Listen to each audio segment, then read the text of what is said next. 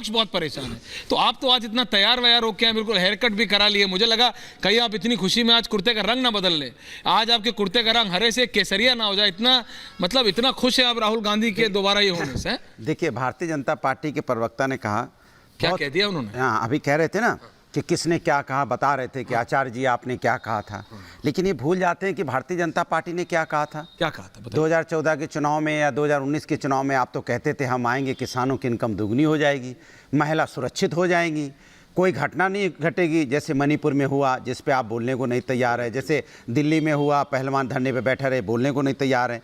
आपने कहा था महंगाई तो छूमंतर हो जाएगी, महंगाई तो रहेगी ही नहीं, डीजल पेट्रोल 30-40 रुपए लीटर हो जाएगा, उसमें 60 था तो इतना ही होना चाहिए था ना, लेकिन आज 100 के पार हो गया, उस पर बोलने को तैयार नहीं। और जब आपसे पूछा जाता है भैया इसके बारे में बताओ, टमाटर है ये, तो अगल बगल देख लेते हो, टमाटर का भाव पूछ लूँ आज का रेट क्या है, तो आप टमाटर का रेट बताने को तैयार नहीं हो कि टमाटर क्या भाव बिक रहा है। क्या कभी किसी ने सोचा था कि 250 रुपये यहाँ पे किलो टमाटर भी बिकेगा? क्या कभी किसी ने सोचा था यहाँ पे अगर अरहर की दाल खरीदने जाएंगे या तेल खरीदने जाएगा आम आदमी तो 150 रुपये पार होगा? क्या ये आपने वादे किए थे? इस वादे पे तो आप चर्चा नहीं करना चाहते, ना बोलना चाहते। ये आपने बोला था और किसी ने नहीं बोला था, सरकार ने बोला था कि हम आएंगे, बेरोजगारी खत्म हो जाएगी, हर साल 2 करोड़ रोजगार मिलेगा। तो क्या वो दे दिया आपने? तो भारतीय जनता पार्टी ने जो देश के साथ झूठ और जुमलेबाजी जो देश के साथ की थी, जो देश को झूठ बोला था, अब उसका जवाब जनता 2024 में इंडिया को जिता के, क्योंकि अब तो इंडिया ही जीतेगी ये तो तय है, क्योंकि इंडिया के साथ जनता है और एनडीए के साथ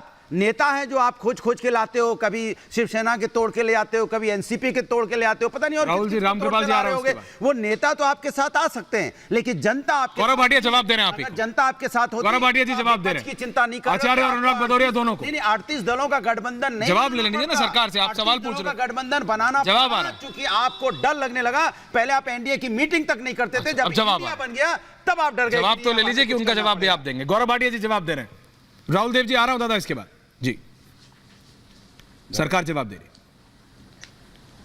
देखिए, आचार्य जी बहुत ही सम्मानित व्यक्ति हैं। आचार्य जी, आपने मेरे जो वक्तव्य है उस पर ध्यान नहीं दिया। मैंने आपसे ये कहा कि आचार्य जी ने तो खुद कहा है कि कोई बुझा हुआ चिराग नरेंद्र मोदी जी का जो सामना नहीं कर सकता, प्रियंका वाड्रा गांधी को आना होगा, और राहुल गांधी जी राजनीति में है, इसका मतलब तात्पर्य यही है कि राहुल गांधी को आपने एक बुझा हुआ चिराग बता दिया। खैर, वो जाने दीजिए।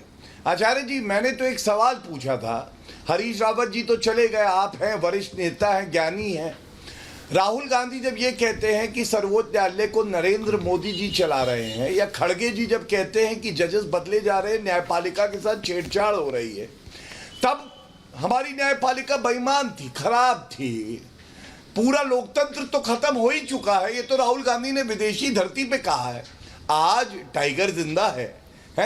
जैसे पवन खेड़ा जी की गिरफ्तारी पे रोक लगी तो जयराम रमेश बोले टाइगर जिंदा है ऐश्वर्या जी, आज टाइगर जिंदा हो गया, कभी मर जाता है, कभी जिंदा हो जाता है, बस कांग्रेस को रिलीफ मिलता रहे। दूसरी बात, सर्वोच्च न्यायालय ने एक टिप्पणी करी है। आचार्य जी, मैं आपको चुनौती देता हूं रिपब्लिक भारत पे, ये बताइए कि सुप्रीम कोर्ट ने ये कब कहा कि राहुल गांधी को फंसाया गया? ऐसा तो आदेश में कुछ आया नहीं, बल्कि आज एक सर्वोच्च न्यायालय के जज ने यह जरूर कहा कि जो राहुल गांधी ने कहा it was in bad taste, गैर जिम्मेदाराना बयान था, वो घटिया बयान था, यही तात्पर्य निकाला जाएगा। और तीसरी बात, ऐश्वर्या जी मत भूलिएगा, जनता ने जिसको सांसद बनाया, राहुल गांधी का वक्तव्य है, उन्होंने कहा यह दुर्भाग्य है कि मैं भारत में सांसद हूं।